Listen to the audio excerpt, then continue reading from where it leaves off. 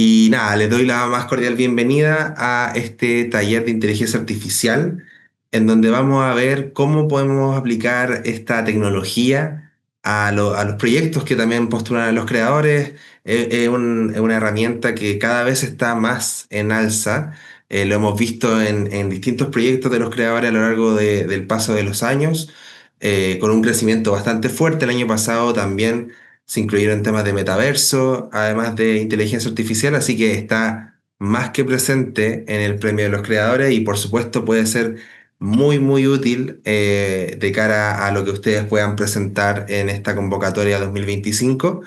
Y sin más preámbulos, quiero mostrar un breve video de convocatoria, como suele ser el arranque de estos talleres, en los cuales está explicada un poco la dinámica del premio, cuáles son los requisitos para postular, etcétera. Y después ya vamos de lleno con lo que nos tienen que contar el equipo de CENI. Así que denme un minutito para cambiar la pantalla y compartirles. Me avisan si se está escuchando bien. Debería estar viéndose ya el video, ¿cierto? Ya, Sí, se ve perfecto. tu pantalla. Vamos con el video entonces. ¡Se acabó la espera! Los Creadores 2025 ya está aquí. ¿Alguna vez notaste un problema a tu alrededor y pensaste, tengo la solución perfecta? Entonces, este premio es para ti. Buscamos a niños, niñas y jóvenes entre 11 y 18 años que piensan en soluciones del futuro para los problemas del presente. Y si tienes una idea, pero le falta agregarle tecnología, no te preocupes, puedes participar en los talleres gratuitos de la Escuela de Creadores. Aquí aprenderás distintas herramientas que podrás aplicar en tu proyecto. Sé parte de esta novena edición y presento un proyecto que utilice algún tipo de tecnología para generar un impacto positivo en tu comunidad. Forma un equipo de máximo 4 integrantes más un docente o tutor mayor de 18 años. Luego, debes grabar un video de 1 minuto presentando el proyecto. Preocúpate de que sea grabado en buena calidad y con buen audio, ya que es importantísimo para cuando el jurado lo evalúe. Por último, ingresa a loscreadores.cl, postula tu proyecto completando todos los campos del formulario y listo. Tienes plazo hasta el 23 de septiembre. Los ganadores regionales viajarán a Santiago a disputar la gran final que transmitiremos aquí en NTV. El primer lugar nacional presentará su proyecto en Boston, Estados Unidos. ¿Y tú, qué esperas para ser parte? ¡Motívate!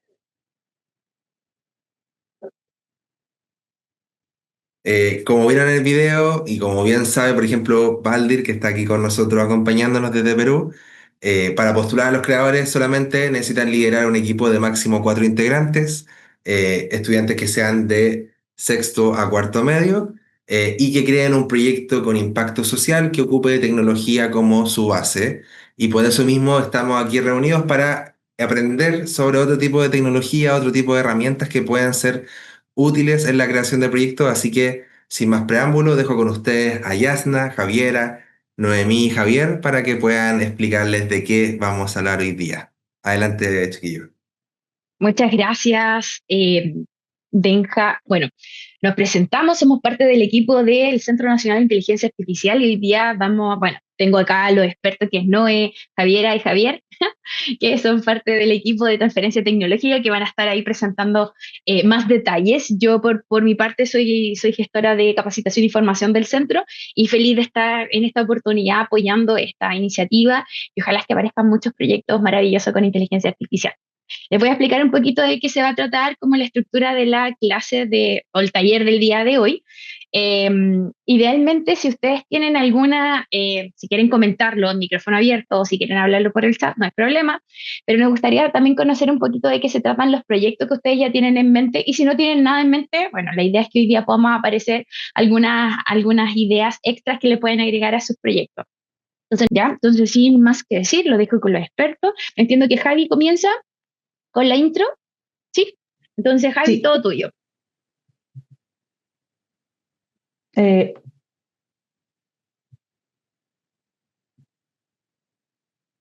ahí está. Sí, ahí se ve. Eh, ¿Se oye bien? Ya, bacán. Sí, se Entonces escucha bien. ya, súper. Vamos a empezar con una breve introducción de lo que es la inteligencia artificial. Siguiente. Bueno, primero, esta es una de las grandes preguntas que todos y todas buscamos e intentamos responder. Y si bien hay diversas definiciones, como Senia la definimos como que es proveer a una máquina de capacidades cognitivas como las del ser humano. Cuando pensamos en capacidades cognitivas, nos referimos a las capacidades que normalmente hace el cerebro humano, como es aprender, decidir, ver, etc. La siguiente. Ante ello, los pilares que definen por qué se considera una inteligencia son los siguientes.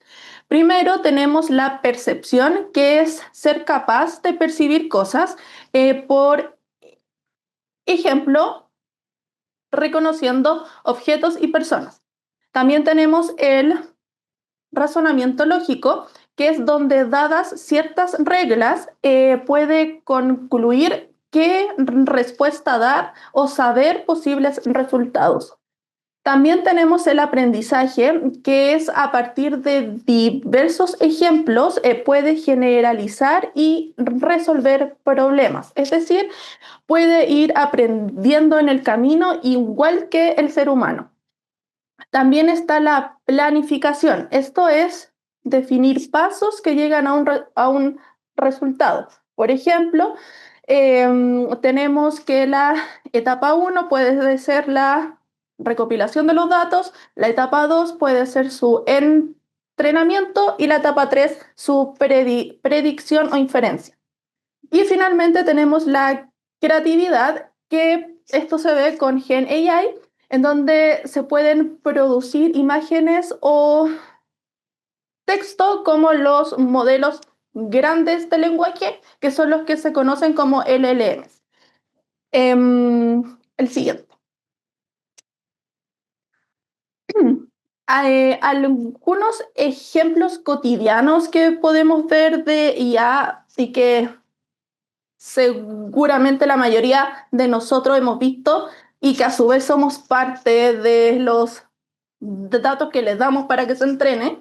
Están, por ejemplo, los asistentes como Siri o Alexa, que lo que hacen es que uno con ellos puede interactuar hablando, y esto es porque cuentan con un reconocimiento de voz.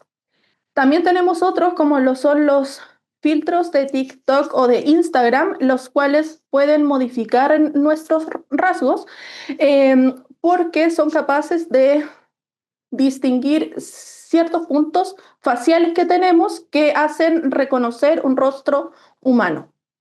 Y también tenemos los sistemas de recomendación, que también seguramente muchos acá hemos visto, como en YouTube, en Spotify, Instagram, Netflix, en donde según nuestros gustos, la aplicación nos comienza a recomendar cosas similares. Sí. Ahora bien, dado esto, ¿ustedes sabían que las primeras publicaciones científicas sobre IA tienen más de 50 años de antigüedad? Y en ese camino uno se pregunta por qué la IA es tan popular hoy en día y no antes. Bueno, lo que sucede es que las condiciones del momento no eran idóneas, pues para que la IA funcione como la conocemos hoy en día, necesito de tres cosas muy importantes. Una de ellas son equipos poderosos, es decir, que las GPUs o tarjetas gráficas permitieron hacer operaciones matemáticas masivas, es decir, que fueran capaces de procesar una gran cantidad de datos sin colapsar. También tenemos los grandes volúmenes de datos, o también conocido como Big Data, en donde para un aprendizaje efectivo, la IA requiere de muchos ejemplos distintos de diversos contextos. Y esa es información que hoy en día tenemos mucho más al alcance. También tenemos mejores modelos y algoritmos. Con Con esto se mejora la eficiencia y la precisión de los resultados, dado que tenemos modelos computacionalmente más avanzados. Por lo tanto, es algo a lo que hemos logrado llegar gracias a las tecnologías que preceden a la IA, como Internet, como los grandes espacios para almacenar datos, computadores potentes y avances en la investigación científica. Avanzamos. Ahora, para entender cómo funciona la IA, es fundamental saber que ésta aprende desde los datos, siendo el input que todos los algoritmos necesitan para comenzar a funcionar. Entonces, por ende, todo algoritmo va aprendiendo por experiencia en base a datos históricos a los cuales puede acceder. Esto sumado a la entrega de instrucciones claras al algoritmo. Por ejemplo, si lo que se espera es clasificar o predecir o crear una imagen o texto. Esto entrega como resultado que el algoritmo va aprendiendo por experiencia siguiendo estas instrucciones iniciales que le hemos dado. La siguiente. Y finalmente, para entender de mejor manera cómo funciona la IA, veamos este ejemplo. Tenemos que pensar que la inteligencia artificial es como construir una casa. Para ello necesitamos, primero, materiales de construcción, que serían en este caso nuestros datos de entrada. Luego tenemos que ordenar estos materiales en base a cuáles usaremos primero y cuáles después, que sería como organizar los datos disponibles pensando, perdón, necesitamos realmente todos esos datos, podemos usar solo algunos o con cuáles empezamos primero. Responder y solucionar este tipo de preguntas iniciales es muy importante para empezar. Luego comienza el proceso de construcción de la casa. Entonces, para ello debemos definir por dónde partir. ¿Qué se construye primero y qué después? Que sería elegir un algoritmo que permita hallar un patrón correcto para llegar a la solución esperada. O sea, hallar el mejor modelo que nos permita alcanzar ese objetivo que nos habíamos planteado. Y finalmente tenemos la casa ya hecha, que esto equivale a cuando ya podemos hacer la predicción o la inferencia que teníamos por objetivo. Eso sería como lo más importante, como la base a entender y saber sobre cómo es y cómo funciona la inteligencia artificial. Ahora los voy a dejar con Javier. Ya, antes de que pases, Noemí, hablar un poquito de que aquí ya entramos como en una materia un poquito más complicada. Ya ver lo que es inteligencia artificial sobre imágenes tiene mucha matemática por detrás, así que vamos a ver como una pincelada por encima de lo que es la visión computacional, que en simples palabras es el campo de la inteligencia artificial que permite a las máquinas la capacidad de ver o interpretar imágenes o videos muy similar a cómo lo hace el ojo humano. Y digo similar porque no es tan parecido en la práctica. Así que cualquier cosa me pueden ir preguntando, yo feliz les respondo. Dale, Noé. Antes de entender cómo funciona la visión computacional, hay que preguntarse algo que es súper intuitivo, quizás mencionarlo, que es, ¿qué es una imagen? Nosotros las imágenes las percibimos en colores, distintos colores para distintos objetos, pero las máquinas no entienden colores. No sé si ustedes saben, para partir con esto, cuál es hay cualquiera, la unidad básica de una imagen. ¿Alguien lo conoce? Está ahí implícito en esa imagen de ejemplo que dejé. El píxel, exactamente. Una imagen está compuesta por múltiples píxeles, que en este caso se define por un alto, un ancho, y la cantidad de píxeles que está dentro de este cuadro nos define la dimensión de una imagen. Cuando uno ve esta clásica resolución 1920 por 1080 píxeles, son las dimensiones de ancho y alto de una imagen. Pasa Noemi. Pero para el computador un píxel, como dije, no puede ser un color. Tiene que interpretarlo de alguna forma que lo entienda.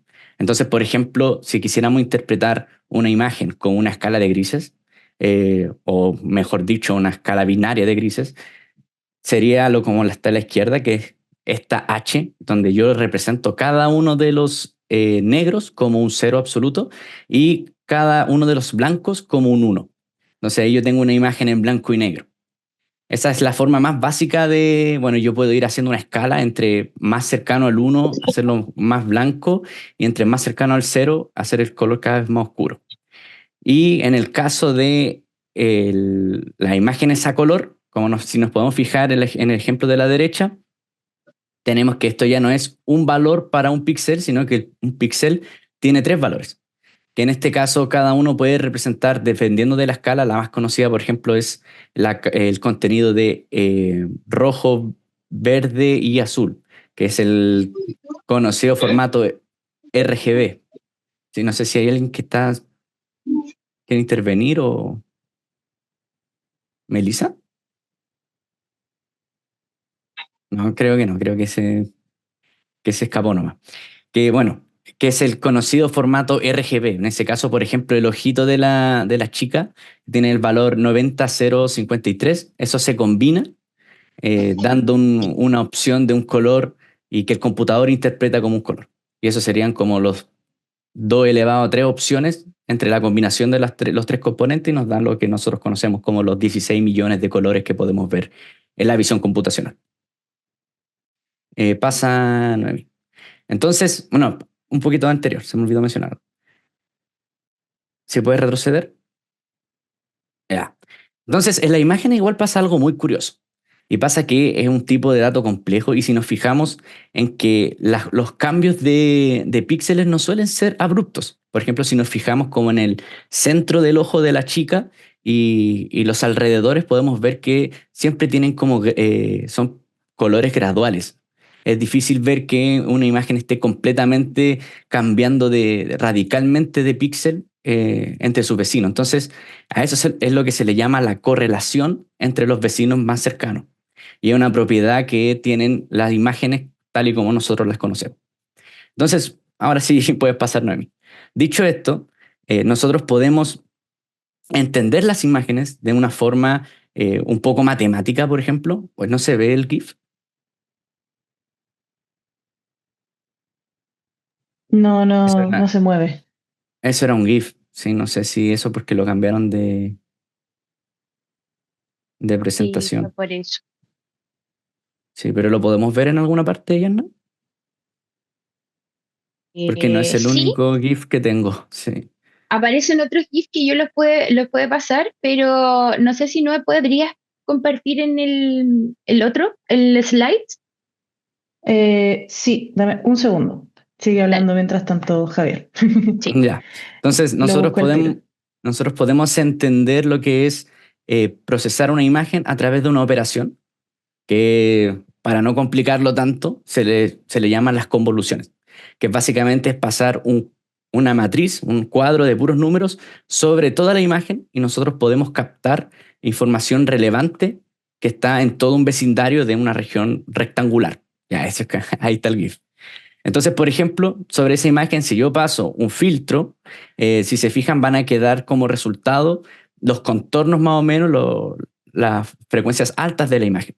Entonces, con ese filtro yo logro obtener los contornos. Y como ese filtro, existen muchos filtros, y estoy, de nuevo repito, simplificando esta cuestión, pero cada uno de estos filtros tiene su propio resultado, y depende del valor del filtro lo que nos vaya dando. Entonces, ¿qué tiene que ver esto con inteligencia artificial y con imágenes?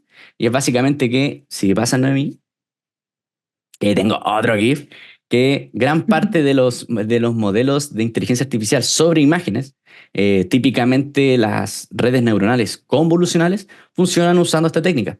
Uno tiene una entrada, por ejemplo, a la izquierda, donde están los números del 1 al 9, perdón, del 0 al 9, y cada una, en este caso la inteligencia artificial está conectada por capas donde aplican estos filtros y va obteniendo información relevante. Por ejemplo, podemos ver que en el primer filtro que le aplica directamente a la imagen, le saca el contorno. Luego esa salida es la que entra al siguiente filtro y va haciendo una seguidilla de filtros hasta que llega a darnos una respuesta, que en este caso es dependiendo del número. Si se fijan, bueno, aquí el truco es que el modelo, la inteligencia artificial, tiene que aprender cuáles son los mejores filtros, porque no los conoce, cuáles son los mejores filtros que le permiten reconocer cuál es el valor o la etiqueta que debiese tener esa imagen. Entonces, el filtro desconocido, la inteligencia artificial tiene que aprender a aprender cuál es el mejor filtro para poder hacer su tarea correctamente. Eso como modo introductorio para que no parezca tanto magia cuando uno ve cosas con visión computacional. Entonces, ¿de qué es capaz de hacer? ¿Qué es capaz de hacer hoy en día con este tipo de algoritmos de visión? Y tenemos harto, en verdad, aquí hay mucho estado del arte. Yo voy a traer algunos ejemplos. El más común, el de la izquierda, donde tenemos reconocimiento y detección de objetos. Podemos detectar distintos objetos que le enseñemos a la IA, por ejemplo, personas, autos, bicicletas, bolsos, celulares, lo que uno sea que tenga los datos suficientes como para entrenar a estos modelos, puede aprender a reconocer cada uno de ellos en distintas imágenes. Por ejemplo, a la derecha ya tenemos algo un poco más complejo. Nosotros sabemos que una imagen por sí misma se puede estirar en el tiempo y obtener un video. Un video no es más que una secuencia de frames en un tiempo. Entonces, también podemos obtener análisis de visión computacional sobre videos. Por ejemplo, la imagen de la derecha ya no estamos reconociendo en sí un objeto en un instante de tiempo, sino que estamos reconociendo una acción que se está ejecutando en un instante de tiempo.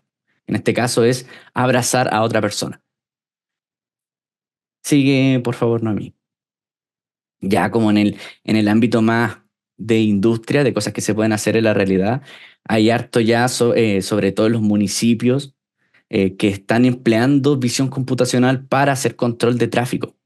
Entonces, con esto pueden obtener métricas como seguimiento de vehículos, velocidad que tenga el vehículo, si es que ocurre o no un incidente, como lo ven ahí, o un leve atropello, seguimiento de trayectorias. Aquí ya hay harto que se puede hacer obteniendo la detección de cada uno de estos vehículos.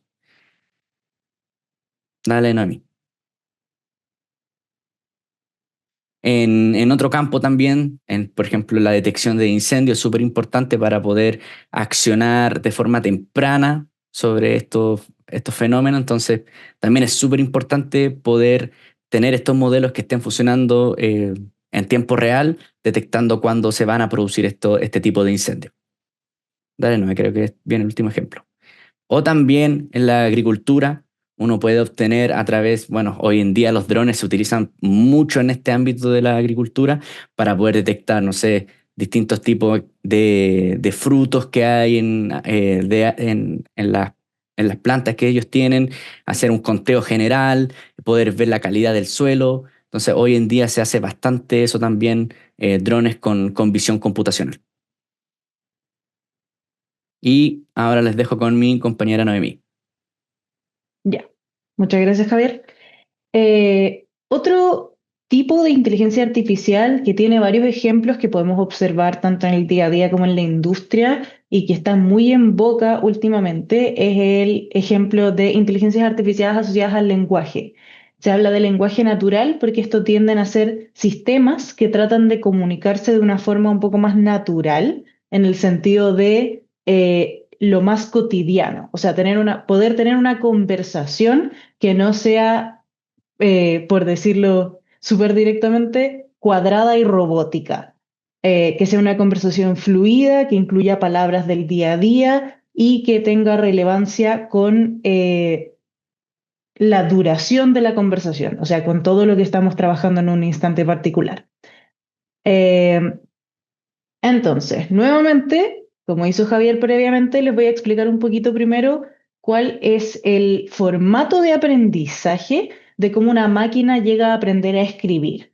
Aquí voy a hacer una definición súper importante. Las máquinas aprenden a escribir, no aprenden a leer. Los sistemas de máquina funcionan en bases matemáticas. Entonces lo que hicimos es que tomamos el proceso que usamos nosotros las personas para aprender el cómo escribir y comunicarnos, para enseñarle a una máquina a convertir ese proceso en algo matemático y mecánico, cosa de que pueda participar en esa conversación sin necesidad de tener comprensión de lo que está pasando dentro de la conversación misma. Es decir, estos sistemas lo que hacen es que replican nuestra forma de haber aprendido a escribir y simplemente continúan una conversación a través de la escritura sin comprensión profunda. Entonces, ¿cómo aprendemos a escribir nosotros? El primer paso es aprender cuáles son las letras. En el caso de las personas, esto requiere mucha repetición. Cuando somos todos chicos, tenemos estos distintos sistemas de cómo vamos aprendiendo la letra A, la letra B, la letra C, etcétera, etcétera, etcétera. Y luego tomamos esa comprensión de qué son las letras para comprender que las palabras son conjuntos de letras que tienen un significado. Y luego pasamos a poder escribir palabras para escribir ideas. Las máquinas tienen distintas habilidades a las personas, entonces aprenden las mismas ideas de una forma muy distinta. Por ejemplo, en el caso de las máquinas, no tuvieron que realmente practicar para entender qué es una letra, cómo escribir una letra. Alguien tuvo que decirles, cuando tú hagas tal comando, se va a escribir tal letra. Pero lo que sí tuvieron que hacer es poder identificar cuándo corresponde escribir una letra en particular. Entonces, aquí es cuando entra el segundo paso de nuestro proceso de aprendizaje. En términos de cómo funcionan las personas aprenden cuáles son los significados de distintas palabras por dos medios. El medio académico, que es leer, y el medio social, que es interactuar con otras personas. Incluso ese es el más común de los formatos en que nosotros aprendemos definiciones de nuevas palabras.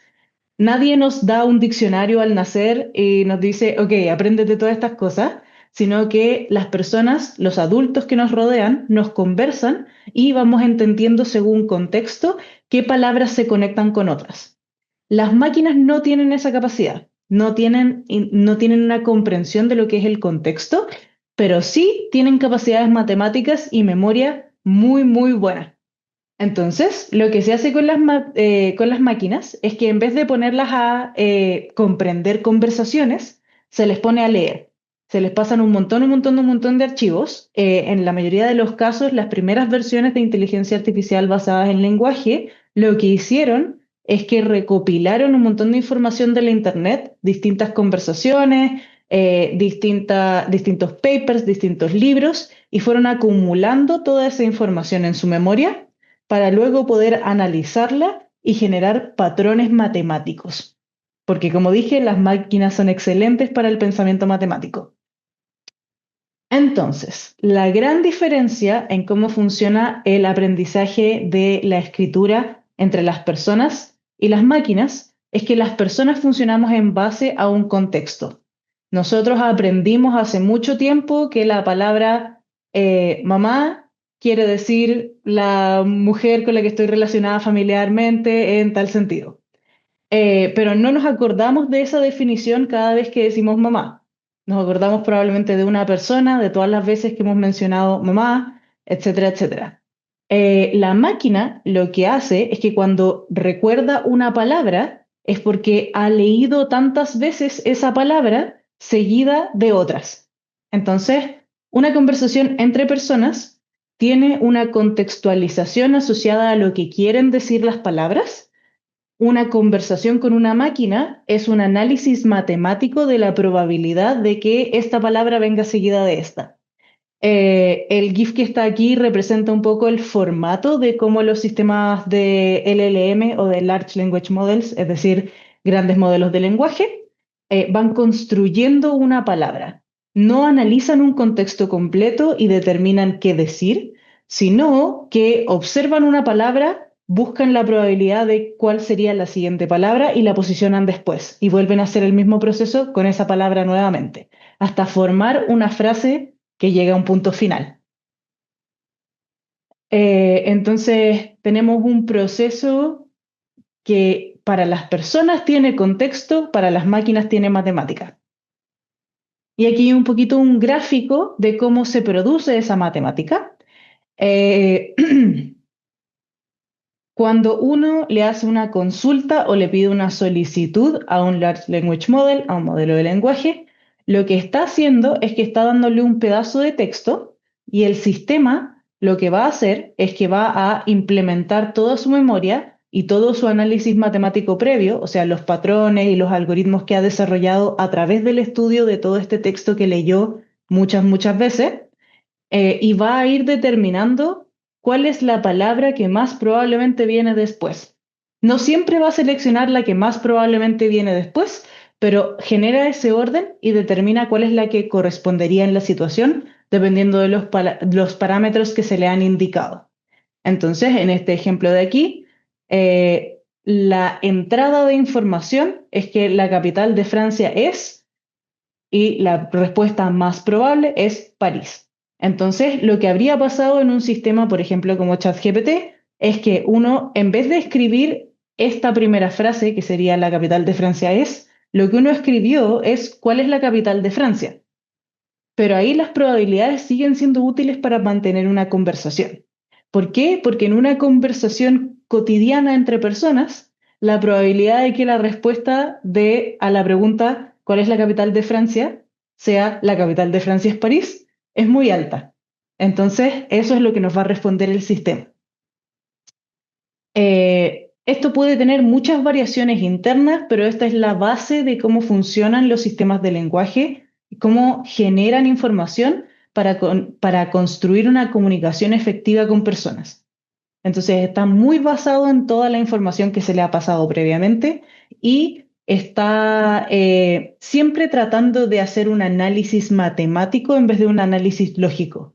Por eso es que a veces los sistemas de lenguaje se equivocan, porque simplemente la matemática no les dio para encontrar una respuesta coherente lógicamente y no tenían una forma de verificar eso, entonces tiraron lo que pudieron. Bueno, hay varios ejemplos hoy en día de sistemas que utilizan modelos de lenguaje para darnos información y tener situaciones conversacionales.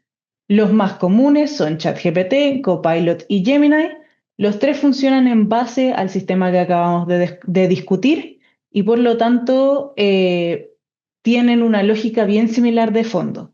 Su gran diferencia es con qué información fueron entrenadas, con qué algoritmos decidieron que era mejor trabajar la información que se les da y cuáles son los parámetros internos que las personas que desarrollaron estas tecnologías han determinado que corresponden para el sistema que están tratando de desarrollar. Entonces, estos sistemas pueden utilizarse para muchos ámbitos de lo que es el texto. Por ejemplo, está la idea de la generación de texto en el apoyo de la escritura. Entonces, uno se aproxima a esta inteligencia artificial dándole un texto ya escrito y le dice, mejóramelo. Ya sea resumiendo el texto con una cantidad de palabras específicas, reduciéndolo a puntos clave, corrigiendo ortografía, etcétera, etcétera, pero funcionan como un asistente de desarrollo en el que utilizan su pensamiento matemático para caer dentro de ciertas condiciones con lo que ya se les entregó. Otro ejemplo bien común, pero no tan frecuente en el día a día, son sistemas como GitHub Copilot, que es un asistente de programación, es un desarrollador de código que hace recomendaciones según lo que uno ha estado escribiendo previamente. Aquí no es necesario que entiendan el código que aparece en pantalla, pero sí que vean que esto no simplemente se aplica al lenguaje cotidiano, sino que también puede aplicarse a lo que es la idea del lenguaje de código. ¿Por qué? Porque el lenguaje de código tiene una lógica bastante similar a cómo funciona el lenguaje cotidiano. Las palabras están ordenadas de cierta forma para tener un cierto significado. Entonces, estos sistemas son capaces de encontrar patrones en esos significados. Entonces, considerando los criterios de estos proyectos que ustedes van a tener que desarrollar colectivamente, venimos a incentivarlos a que exploren distintas alternativas que les permitan usar inteligencia artificial. Una de las más recomendadas, siendo esta que ven aquí, App Inventor, fue desarrollada por un equipo del MIT y está a libre disponibilidad. Uno simplemente tiene que hacerse una cuenta y si es que la cuenta es gratis, tiene ciertas limitaciones, pero puede ser utilizada sin ningún problema. Entonces, App Inventor, como aparece aquí, está especializada en el desarrollo de aplicaciones móviles. Entonces, lo que nos permite es, sin necesidad de tener el conocimiento experto de desarrolladores profesionales en aplicaciones móviles, nosotros podemos crear una aplicación de celular que haga múltiples cosas, dependiendo de nuestras capacidades, nuestro tiempo de desarrollo y cuántos tutoriales de YouTube logremos encontrar asociados a lo que queremos hacer. Hoy día vamos a hacer una pequeña revisión de cómo funciona este sistema y por qué nos es útil. Esta es la página de App Inventor, appinventor.mit.edu. Es de libre acceso, simplemente se puede iniciar y empezar a crear una aplicación. Y cuando empecemos a crear una aplicación, podemos trabajar en distintos proyectos. Aquí estamos partiendo desde cero para poder ver cuáles son los puntos útiles y las áreas relevantes que nos podrían servir en el desarrollo de una aplicación. Esta sería nuestra pantalla central, pero hay una pantalla secundaria que vamos a observar posteriormente. Esta de aquí es la pantalla de diseño, por eso no se puede presionar el botón de diseño en esta visión, y la que veremos más tarde es la de bloques, donde haremos nuestro trabajo de programación. En el área de diseño tenemos muchas alternativas de objetos prehechos que podemos utilizar, no solo los que aparecen en esta sección, también hay un scroll donde uno puede bajar y encontrar muchas más alternativas, pero vamos a partir viendo cuál sería la gracia de poder usar este sistema, ya que nos permite implementar estas cosas que normalmente uno tendría que programar a mano de una forma mucho más sencilla.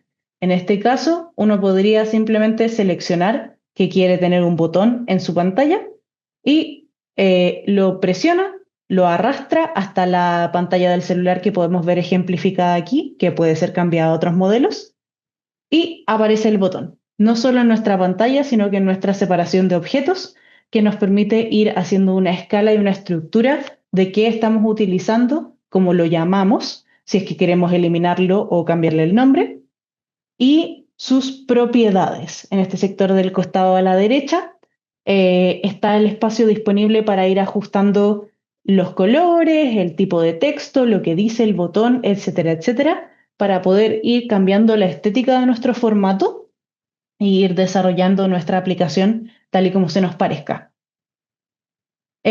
Como mencioné previamente, aquí hay muchas alternativas de cosas que se pueden usar. Hay implementaciones para la interfaz, que serían cosas como nuestro botón, espacios para escribir texto, etcétera, etcétera. Ahí pueden entrar e irlo revisando. Layouts, que son distribuciones de espacio, las vamos a ver un poquito más adelante. Media serían cosas como imágenes y video. Drawings o animación, dibujos o animación. Son lo que dicen, se pueden integrar espacios para hacer dibujos y se pueden poner animaciones.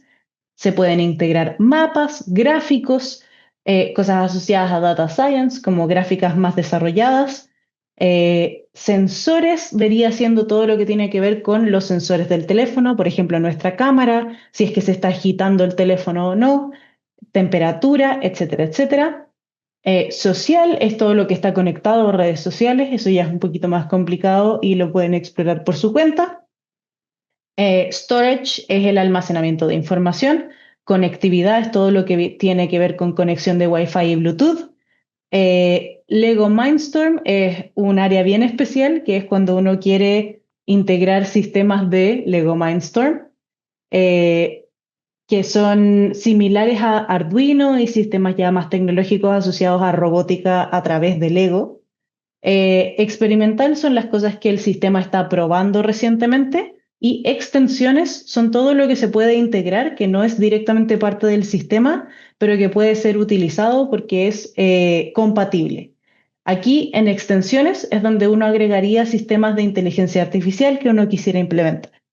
Eso es un poquito más desarrollado, así que lo vamos a dejar para una segunda instancia en caso de que estén interesados en la implementación de inteligencia artificial en App Inventor. Por ahora, voy a explicar un poco lo que son los layouts. ¿Por qué? Porque la gente tiende a confundirse con lo que son los layouts. Los layouts nos permiten estructurar las cosas de una forma más ordenada. Entonces, si podemos ver aquí, se puede tener una cuadrilla, asociaciones horizontales, es decir, poner una cosa al lado de la otra, poner una cosa al lado de la otra con scroll, o sea que nos permita tener más cosas que lo que cabe en la pantalla y podemos ir moviéndolas, tablas organizadas, la misma idea del horizontal pero en vertical, tanto con o sin scroll. Entonces, si es que yo pusiera dos botones en mi pantalla, van a estar automáticamente uno encima del otro.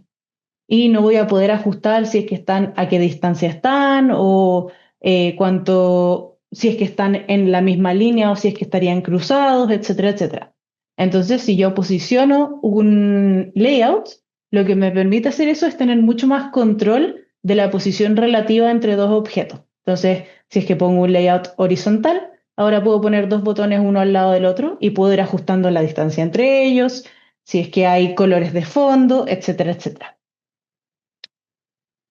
Pasando ya a lo que son los bloques, que sería nuestra segunda pantalla, esta es la parte donde podemos desarrollar código. La gracia de este sistema es que utiliza una lógica de código llamado código en bloques. Entonces, en vez de tener que estar escribiendo y sabernos todas las cosas de memoria o tener que estarlas buscando en Google, tenemos a nuestra disposición. Primero que nada, tenemos a nuestra disposición el poder cambiar el lenguaje de este sector para que nos sea más sencillo entender qué es lo que vamos a hacer. Entonces, en el rectángulo de arriba podemos seleccionar el icono que de origen dice English y podemos abrirlo para seleccionar español. Y ahí tenemos un lenguaje más cómodo para todos en nuestra identificación de lo que van a ser nuestros bloques y nuestros sistemas para desarrollar código. Entonces, en la sección del costado a la izquierda, vamos a ver todo lo que tenemos disponible para trabajar en esta programación. Esto consiste en área de sistemas integrados previos, es decir, todo lo que sería lo básico en programación, y más abajo todo lo que ya tenemos puesto en nuestra pantalla. Entonces podemos ir trabajando tanto con cosas default como con cosas que vamos a ver en nuestra escena cuando tengamos nuestro celular y estemos utilizando la aplicación. En este caso, tenemos dentro de los defaults cosas asociadas a control, es decir, condiciones de uso. Si es que pasa algo, ocurre lo siguiente, si no, ocurre otra cosa distinta. Lógica se refiere a la lógica básica, es decir, si es que algo es verdad, si es que algo es mentira. La siguiente es lógica matemática, si dos cosas son iguales, sumar, restar, todo lo que sea cosa matemática. Texto se refiere a directamente texto, es el espacio donde podemos ir escribiendo cosas, ya sea escribirlo nosotros aquí o darle espacio a la persona en la aplicación de escribir algo. Listas son conjunto de objetos ordenados. Diccionarios son estructuras donde uno puede asociar un título a un conjunto de objetos o a un único objeto. Colores son colores, ahí podemos seleccionar todo tipo de estéticas. Variables quiere decir todas nuestras fuentes de información pequeñas, es decir, si es que, por ejemplo, yo quiero guardar el nombre de la persona que entró, puedo guardarlo en una variable. Y procedimientos ya son cosas más complejas asociadas al desarrollo tecnológico. Vamos a ver un ejemplo rapidito. Si apretamos el área de control, nos van a aparecer estos bloques que, como están en español, son fáciles de leer e interpretar. Vamos a seleccionar en este caso el sí, entonces, y vamos a arrastrarlo hasta nuestra pantalla en blanco. Eso lo que hace es que estoy utilizando este bloque. Entonces ahora puedo construir un pedazo de código que lo que va a hacer es que si ocurre una condición, entonces va a suceder una acción. Como mencioné antes, también podemos utilizar pedazos de código asociados a nuestros objetos que hemos puesto en nuestro diseño. Entonces, si es que yo bajo a la sección de objetos y presiono uno de los botones, tengo todas estas opciones de código que puedo utilizar asociado a mi botón. Por ejemplo, cuando el botón se le hace clic, se ejecuta el siguiente pedazo de código. O, por ejemplo, puedo utilizar la información del botón con estos bloques verdes de aquí, que lo que quieren decir es que voy a usar de botón 1 el color de fondo. O puedo asignárselo con estos botones verdes oscuros de acá abajo, que es ponerle al botón 1, poner en el botón 1 el color de fondo como el color que yo seleccione. Entonces, en este caso vamos a seleccionar cuando se presiona el botón 1, se ejecuta el siguiente código y vamos a ver un mini ejemplito. Efectivamente, aquí tenemos que, si es que seguimos la lógica de lo que estamos viendo antes, primero definimos una variable que es la variable presionado, que parte como falso. Entonces, ¿para qué nos sirve esa variable? Bueno, tenemos el siguiente código que dice, cuando el botón 1 se le hace clic, se ejecuta esta lógica de acá adentro. ¿Y qué dice esta lógica de adentro? Que si la variable global presionado, que es esta que definimos aquí arriba, es igual a verdadero, entonces se le pone al botón 2 de color de fondo el color verde y se cambia la variable global presionado a falso. Pero si es que no se cumplió lo de arriba, que es este else de aquí, entonces si es que se presionó el botón, pero la variable presionado no es verdadera, entonces se pone al botón 2 el color de fondo como rojo y se cambia la variable presionado a verdadero. Súper, tenemos un sistema que cambia un botón de color. Entonces vamos a verlo en acción. No en tiempo real porque tendría que compartir pantalla de mi celular porque esto funciona exclusivamente para aplicaciones de celular. Así que vamos a ver cómo se conectaría un celular y cuál fue el resultado cuando yo hice la prueba.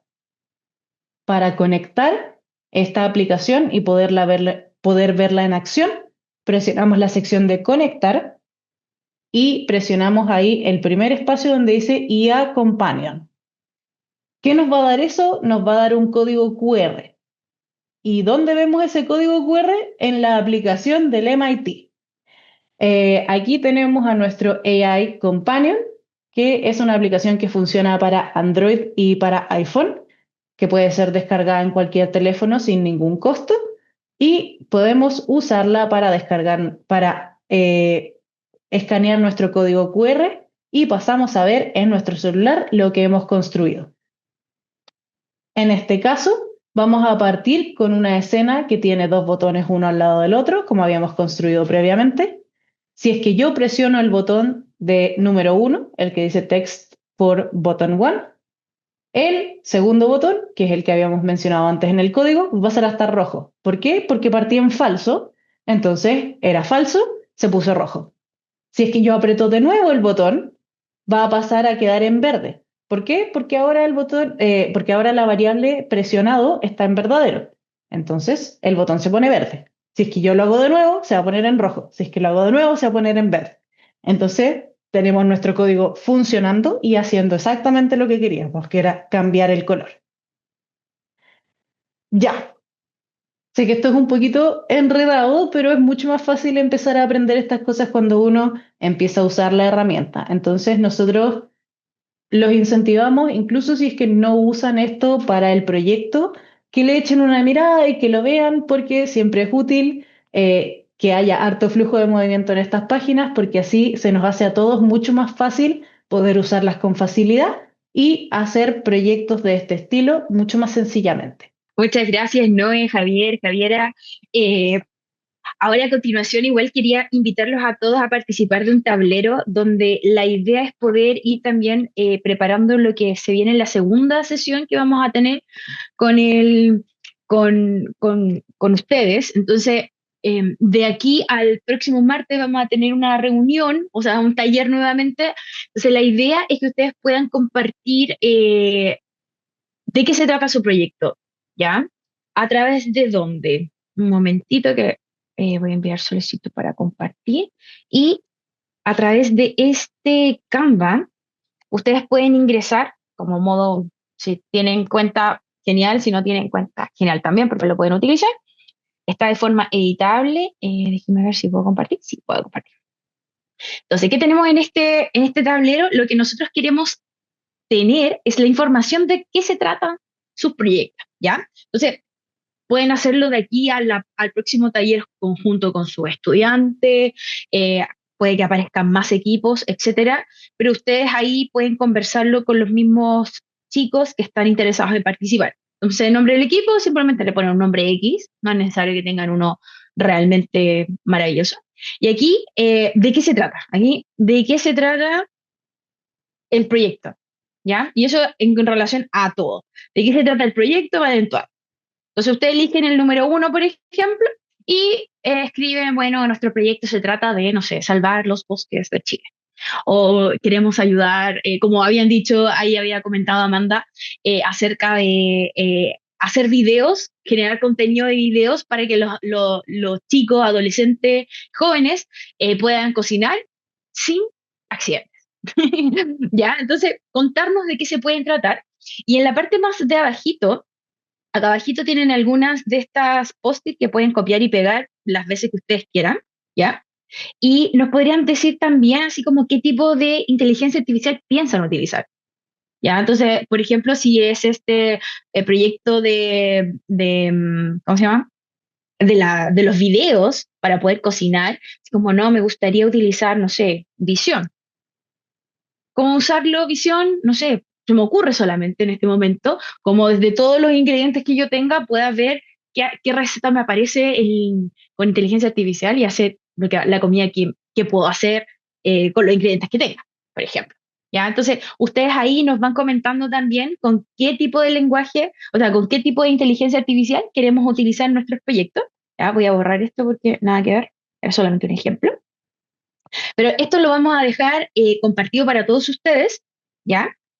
Para los que no puedan asistir, voy a pedir también a ver a través de los mismos creadores que si podemos compartir el enlace para poder conocer un poquito más de qué se tratan los proyectos y nosotros también para el próximo taller poder profundizar mucho más, porque la idea es que nos dividamos, así como nos vamos en una sala, todas las personas que quieran trabajar proyectos con visión, y todas las personas que quieran trabajar con lenguaje y ir directamente a App Inventor y empezar a utilizar ya los bloques y poder ayudarles en lo que más se pueda con respecto a la inteligencia artificial.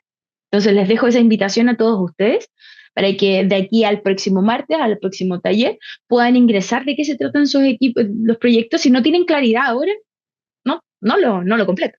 Pero si tienen algún proyecto ya en mente a sus estudiantes y les podemos apoyar con inteligencia artificial, pues bienvenidos sean todos. Así que nada más que eso, muchas gracias al equipo del Centro Nacional de Inteligencia Artificial por esta clase.